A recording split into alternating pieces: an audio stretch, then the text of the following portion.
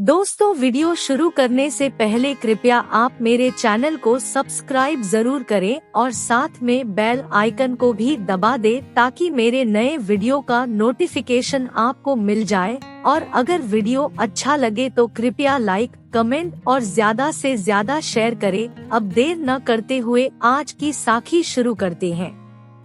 एक समय की बात है, श्री गुरु नानक देव जी और भाई मर्दाना एक पेड़ के नीचे बैठे विश्राम कर रहे थे। तभी मर्दाने ने गुरु नानक देव जी से पूछा, गुरुजी, आप हमेशा कहते हो परमात्मा हमसे प्यार करता है और वो हमारी सभी गलतियों को माफ कर देता है, लेकिन इस दुनिया में कितने लोग दुखी हैं और बेशुमार परेशानियों से घिरे हुए हैं। उनमें से बहुत से लोग तो ऐसे भी हैं जिनके हाथ पैर भी नहीं है। क्या उन सभी को परमात्मा ही दुख देता है? गुरुजी ने गंभीर होकर कहा, मर्दाने, परमात्मा कभी भी किसी को दुख नहीं देता, बल्कि जो कुछ जीव खुद करता है उसी को भोगता है। भाई मर्दाना ने कहा, गुरुजी, मैं आपकी बात समझा नहीं। अगर जीव के कर्मों का हिसाब किताब परमात्मा नहीं लिखता तो कौन लिखता है? और दूसरी बात, जीव की मृत्यु के बाद क्या होता है? वो कितने समय के बाद दोबारा जन्म लेता है?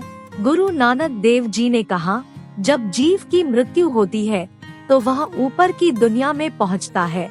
वहाँ वो देखता है एक तरफ तो बहुत रोशनी है और दूसरी तरफ अंधकार ही अंधकार है, और जिस तरफ रोशनी है उस तरफ आत्माओं को बहुत प्यार मिल रहा होता है, और जिस तरफ अंधेरा होता है वहाँ काल बैठा सभी जीवों के कर्मों का हिसाब किताब कर रहा होता है। ये देखकर वो जीव जिसने बुरे कर्म किए होते हैं, वो जीव अपनी इच्छा जताता है कि मुझे उस रोशनी, उस प्यार की तरफ जाना है, तो काल उसको कहता है, तुम्हें मौका दिया गया था लेकिन तुमने उसे व्यर्थ में गवा दिया। जीव ने पूछा, वो कैसे? फिर काल उसे उसके पूरे जीवन की फिल्म दिखाता है कि उसने अपने जीवन में क्या क्या किया, किसके साथ अच्छा किया, किसके साथ बुरा किया। ये सब कुछ काल उसे एक फिल्म की तरह दिखाता है।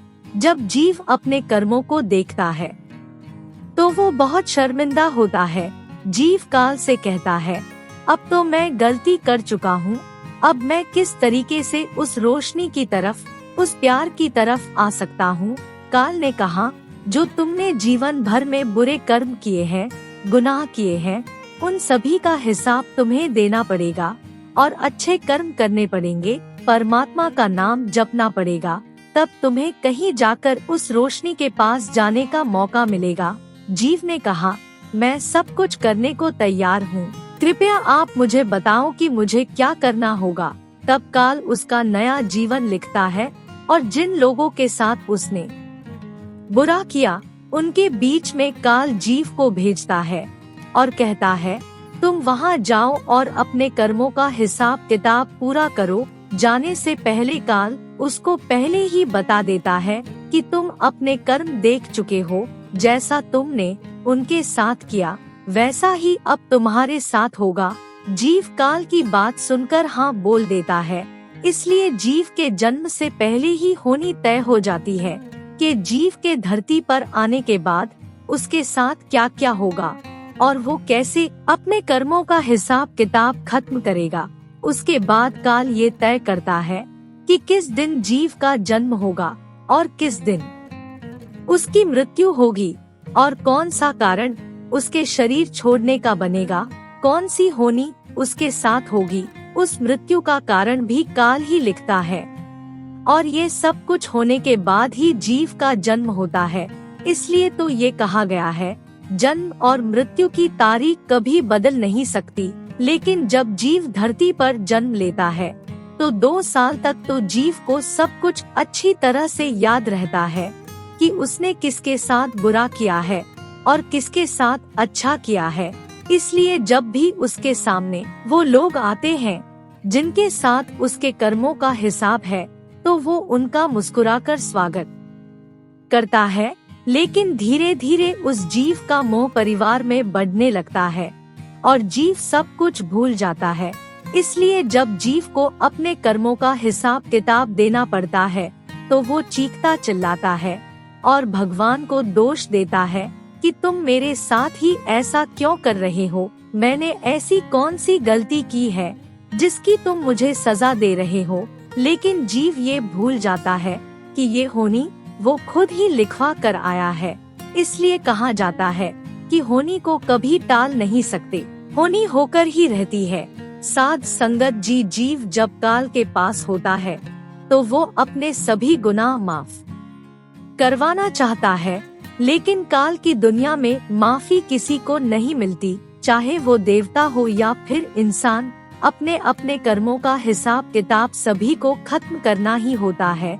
कर्मों का हिसाब किताब बिना खत्म किए हम कभी भी परमात्मा से नहीं मिल सकते। मर्दाने ने गुरु नानक देव जी से पूछा, गुरु जी क्या जीव के कर्मों का हिसाब किताब कभी खत्म नहीं होगा?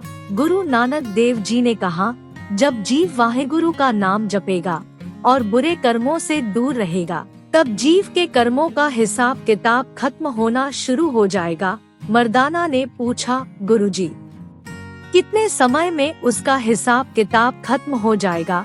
गुरु नानक देव जी ने कहा, नाम जपने से उसके कर्म जरूर हल्के हो जाएंगे, लेकिन जिनके साथ उसने बुरा किया है वो हिसाब तो उसको पूरा करना ही होगा। लेकिन नाम जपने के कारण उसे इन कर्मों का हिसाब देने में कोई परेशानी नहीं आएगी और वो हंसते हंसते सभी कर्म भुगत लेगा और एक दिन वो उस परमपिता परमेश्वर उस रोशनी में जाकर वापस समा जाएगा, जहां पहुंचकर उसे फिर कभी इस दुखों की दुनिया में नहीं आना पड़ेगा।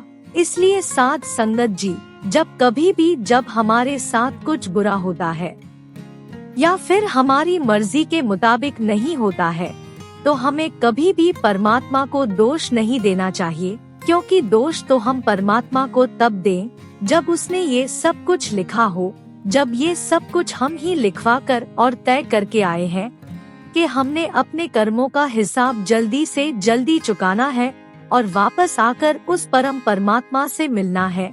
इसलिए हंसी खुशी अपने कर्मों का हिसाब हमें देना चाहिए और कोई भी कर्म करने से पहले 1000 बार उसके बारे में सोचना चाहिए कि हम गलत कर रहे हैं या सही, क्योंकि परमात्मा ने हमें सही गलत की पहचान करने की ताकत दी है और हमें उसका इस्तेमाल जरूर करना चाहिए। अगर हम ये करने में कामयाब हो गए तो एक ना एक दिन अवश्य परम परमात्मा में मिल जाएंगे और फिर हमें कभी भी इस दुखों के संसार में आना नहीं पड़ेगा। इसलिए साध संगत जी, हमें जितनी जल्दी हो सके वाहेगुरु का नाम जपना शुरू कर देना चाहिए, ताकि हम भी अपने असल में समा सके, जहां सिर्फ प्यार ही प्यार है। साध संगत जी, अगर आपको ये साखी अच्छी लगे तो कृपया लाइक, कमेंट और ज्यादा से ज्यादा शेयर करें। आपके प्यार और स्नेह के लिए बहुत बहुत धन्यवाद।